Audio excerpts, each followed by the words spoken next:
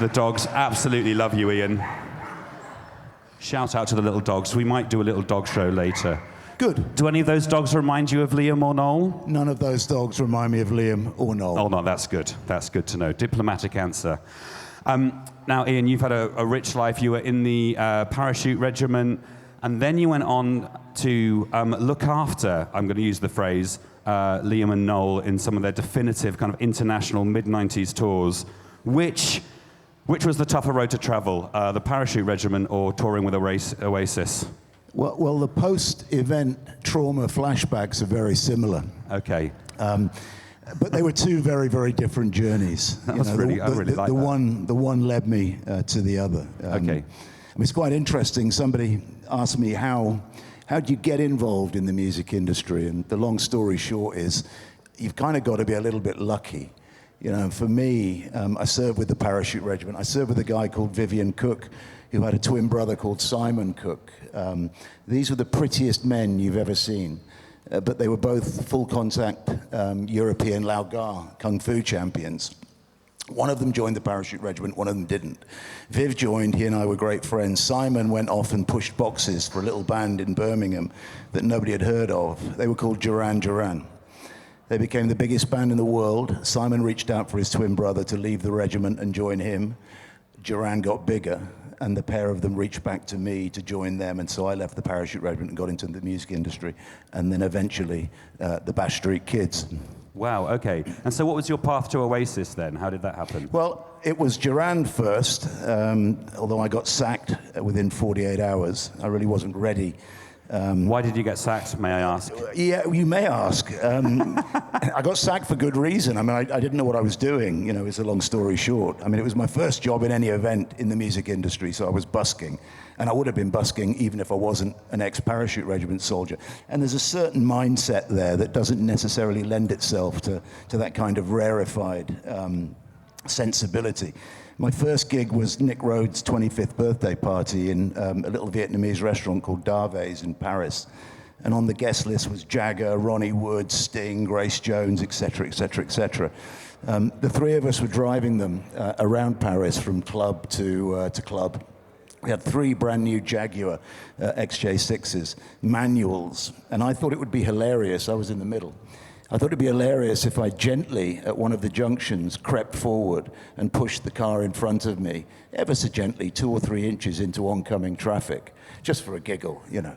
Wow. And there was Ronnie Wood was in the front, his wife was with him, I think Sting was in the car, Grace Jones. But it was a manual, and my foot slipped on the clutch, and I fired into the vehicle at great speed and sent it at about 20 feet into oncoming traffic. The following morning, Simon called me up and said, "Robbo, I've got a flight ticket for you back to the UK. You failed the audition." Wow. Yes, okay, so you nearly kind of cut half of the world's cultural output in half. Well, I think, yeah, actually they're all pretty good, aren't they? I think, yeah, Grace Jones' Culture, the Stones, absolutely, yeah. Sting for sure, yeah. And so Oasis, let's just want to talk through how you got to kind of be with them on tour. So it's kind of in the mid-90s, 94, they're on tour, but things are getting hedonistic. They've got this huge cultural moment, but they need someone to kind of keep them on a short leash. And that's where you get the call. That's where you got brought in. It pretty much was. I mean, I knew Marcus Russell, who's their manager. I knew him from when he was working with Johnny Marr and you know, bearing in mind that by the time I got to Oasis, I'd worked with George Harrison, I'd worked with Johnny Rotten, and some other bands. And so I'd got better at it, basically. You know, I'm a quick study. I got better at it. Anyway, there's a much documented moment when a member of the public gets onto the stage in Newcastle and punches Noel in the face. And I'd had a conversation with Marcus in New York about 3 weeks prior, and I just said, "Listen, man, I would love to work for this band." You know, and I saw them play in a venue of about 200 people on the Lower West Side, and they were absolutely extraordinary. I mean, if you can imagine that band in their pomp, in their youth, with all those kind of unfulfilled hopes being expressed in any given moment, in any given room. I mean, the entire audience, frankly, were lobotomized. And I thought it was just, and I'd seen some, I mean, I'd had the good fortune to work with some amazing people and see some amazing things, but this was remarkable. And you're part of that ascendancy, like watching them grow from something, a relatively, minor band to kind of world domination. And it's kind of the thrust of your book is that moment is kind of the last cultural moment of a rock band going stratospheric in that way. We haven't seen that since. Is that your contention? That's your view from the inside? I think for me, what's really interesting with the passing of time is that anybody that remembers the band and remembers the band in their infancy will probably remember the confidence from Noel and from Liam and from all of them that their success was somehow some kind of biblical prophecy, and promised by the universe. Actually, in reality, they were as surprised on a day-to-day basis by the speed at which things were happening, by the levels of success that they were enjoying. And that was personified when we came back from a tour in Europe, playing to 200 or 300 people a night. And Simon Moran, who was the band's promoter at SJM, had booked us in for our first UK arena, which was Sheffield. I think about 12,000 tickets. Liam, Marcus, the band's manager, myself, and Simon Moran, we went down to the venue to recce it. And when Liam saw it empty, he was absolutely livid. And he took Simon to one hand and chewed him a new arsehole, basically. We will never, my band will never sell 50% of enough tickets to fill this venue. At which point Simon said, "You sold out in an hour and a half." So that was a kind of feeling that events were moving faster than they could anticipate. And it was, and then, yeah. But for me, the acid test, the point where I knew that this was a kind of happy ever after thing was we did some support shows with REM. One of them was at Slane Castle, just outside Dublin, and I think there were about 80,000 tickets sold. We were third on the bill of 3, and we helicoptered in. I mean, helicopters straight away, there's an indication that things are going well, but we helicoptered in. And as we came in at about midday, my expectation through experience is that for the band on the bottom of the bill, maybe there's 10,000 people there to see you. But actually, as we came in and I looked down, there were some 50,000 already in the audience, And that was the point where I thought, shit, something is really, really beginning to happen here. And I took the band off stage about 5 times during that show because the security just weren't up to the weight of expectation that was coming in from those 50,000 people. Wow. And so let's get some of the juicy questions about Oasis then. Liam versus Noel, is that a genuine feud or is it just a kind of contrived PR stuff? No, it's genuine. I mean, I tell you what's really, for me, what's interesting is it's much documented now. But in actual fact, the seeds to this were sown back in '94. We played a venue called the Barrowlands in Glasgow, which is one of those iconic venues up and down the country. And we'd been up and out, for days, frankly, prior to that show. And here's the thing, if you're a guitar player, then it almost doesn't matter what time you go to bed, because somebody's going to restring your guitar, they're going to polish it, clean it, put it in a flight case, it's all good. Similarly with drums or bass, but as the vocalist, well, your body is your instrument. And cocaine is a very, very severe mistress, when it comes to ear, eyes, nose, and throat. We got about 4 tracks into the set, and for the first time ever, Liam lost his voice. Left the stage furious, destroyed the dressing room. Noel came backstage and said, quite rightly, they don't care what it sounds like. They just want to get close to you. Just come out and finish the show. The audience will be fine. And to Liam's credit, no, it wasn't good enough. If he couldn't deliver, then he didn't want to do or have any part in it.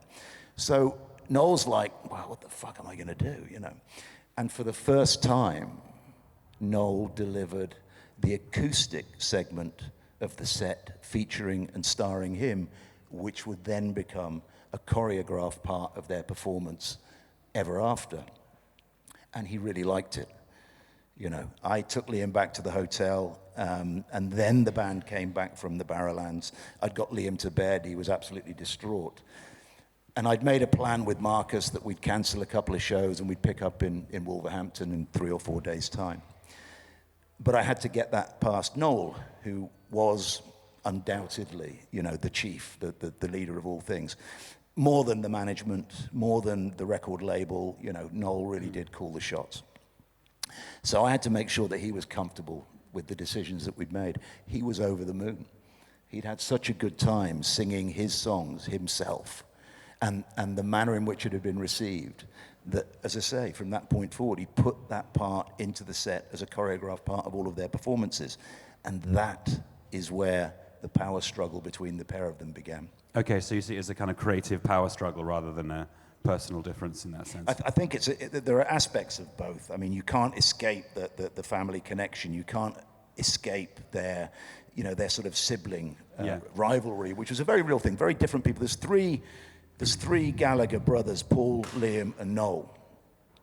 And you would think that there would be significant similarities between all three of them. In actual fact, apart from eyebrows and accent, they are entirely different. And I just want to kind of get into a little bit. I know you're not an anthropologist or social critic or anything like that, but a little bit into what it was that the alchemy or the special ingredients that made Oasis really soar. I mean, compared to their rivals, Blur, which maybe was slightly contrived by the music industry, but there seemed like there was genuine beef there as well. That quote from Noel Gallagher of like, after Oasis have finished, Damon Albarn is off kind of, writing operas in Mandarin, and Noel Gallagher is like, I don't do innovation, I'm working class. Which he meant I think in his reading, that's like, I'm rooted in authenticity, and I'm rooted in something that other bands don't have. And is there a way in which that authenticity is kind of, there's a class story to that maybe hasn't been told since? Like, I'm just trying to dig down into what it was from your perspective that kind of made them really fly in that way. Well, I think there was a truth. There was a truth in Noel's writing. There was a truthfulness in Liam's delivery. And actually, this is really important, I think. That truthfulness stems from his truthfulness. Liam is, like or loathe, completely and utterly truthful and without filter. Now, it would be a really messy world if we were all like that. I'm guessing that everybody in this room filters before they speak. Most of the time, in most sets of circumstances, Liam does not. And I really respect him for that. But that also expresses itself, through the microphone and through live performance. So you've got Noel writing from a place of honesty, and then you've got Liam delivering with total truthfulness, and then you just have the energy and the hunger, which also, and then the zeitgeist. Listen, if Oasis turned up tomorrow morning, they'd be cancelled by Tuesday. Right, fearful record company executives shitting themselves because, let's face it, now everybody's got a job to lose. Yeah, so I've heard Noel say that recently, actually, say that, if we, just what you said, the music industry now is looking for people who can be good managers, basically prove yourself as an entrepreneur, be good on social media, do all these responsible things that rock bands back in the day didn't do because they're all too smashed, having a great time and living the rock and roll dream. So that's also why Oasis stand out as a kind of the last big beast of that era, or maybe the last big beast that we'll see in that genre, that kind of recklessness to it. Well, I think Oasis will, with the passing of time, prove to be the last great analog rock and roll band. I'm fairly confident of that, and the music industry has changed beyond all recognition, and a lot of people would argue for the better, and I'm not sure that they're not right. I'm not sure that they are right. If I've learned anything, it's that sometimes I don't know enough about something to have an opinion. We will see what we see, but no, I do not see another band in the same. In the same tone, if you like, as Oasis, as the Pistols, as the Stones, as the Clash. I don't see that. Do you think they'll have a reunion? Okay, so here's the thing. I understand why you ask me that. Yeah. And I'll give you an answer, but the thing to bear in mind is that my knowledge and understanding of these people is based on the 2 years that I spent with them. And whilst that was an extraordinary period, a lot of time has passed, and they have changed, I'm sure, without measure. Frankly, if you want to find out whether Oasis are going to get back together again, you'd be better off asking Pep Guardiola or Phil Foden, anybody in the Manchester City lineup. I'm sure they're closer to the truth than I am. Even though Liam kind of now spends his time getting completely off his face on nutritious juices rather than anything else. It's extraordinary, right? He's bought a house in the Cotswolds. Yeah. Listen, I'm delighted to see that. Yeah. You know, he has turned from the enfant terrible to national treasure in the same way that Rotten did, which is brilliant. And I guess it's what we do. My view is, and again for what it's worth, and it's not worth a great deal, I don't think they will. And I don't think they will because nobody needs the money. And actually, much more than that, Noel doesn't need the grief. What you got to remember is if they do get back together again, Liam will have a management team. Noel will have a management team. Liam will have a tour manager. Noel will have a tour manager. There'll be a Liam tour bus, a Noel tour bus, a band tour bus. It just doesn't work. In addition to which, although I don't know Noel anymore, I'm confident that one element about him will not have changed, and that is his commitment to his art. He wrote those songs in an era, to sound in a certain way. And Liam's voice, it isn't quite there for the high seas anymore, so they would have to rethink how they present that music, and that, I think, is the reason why for Noel. Apart from the grief, and it will be a fucking nightmare, that's the reason that I don't think Noel will do it. And what's the naughtiest thing that Liam ever did? Well, I mean, listen, here's the scoop, right? Firstly, rock and roll stars take drugs is a non-story as far as I'm concerned. You know, that really is dog bites man. What I've tried to do in the book is find the man bites dog stories, but by the same token, and I said this to you earlier on, Robin, when I wrote it with Liam and Noel and Paul's mam, Peggy, on my shoulder, because she was a part of the touring thing on many, many occasions. And she was an extraordinary and wonderful lady, is an extraordinary and wonderful lady. And my point of view was then, I don't want to write anything that she would find personally upsetting, no matter, how newsworthy that might be. And that hasn't changed. Yeah. So the really bad stuff, why don't we just sort of put it into the rearview mirror, and let's focus on what an extraordinary and wonderful rock and roll band they were of their day and today. And I think a real mirror now to where, as we've said, where the music industry is. And that story of transformation, I mean, I'm not sure if it's being told at the moment. Guys from a council estate able to become that wealthy from poor, Irish Catholic background, immigrant family, who were able to, both of them, they wrote What's the Story, Morning Glory, and I think definitely maybe Whichever One Came First, on the dole. They were supported by a welfare system that allowed them to do that. They're of a moment, I think, and a real interesting mirror to where we are right now. So we've got just a few seconds left. Any final thoughts, Ian, you want to end us on? I guess really that it was a privilege, and it was not lost on me, the opportunity that I had to bear witness. I was a fan, basically. It was ridiculous that I joined the Parachute Regiment when I was 12 years old. I had pictures of Bolan and Bowie and Roxy on my wall. I thought I'd do something creative. And so to find myself in that space, and then to find myself with those people at that time, experiencing those things alongside of them. And here's the thing, in my initial days with the band, we were 10 people in total around the world. 5 of them were in the band. We were few and far between, and it was fabulous. Thank you so much, Ian. And Ian's book, Oasis, What's the Story, is available at the back of the room. Thank you very much for joining us today. A pleasure. Thank you, guys. Thank you so much.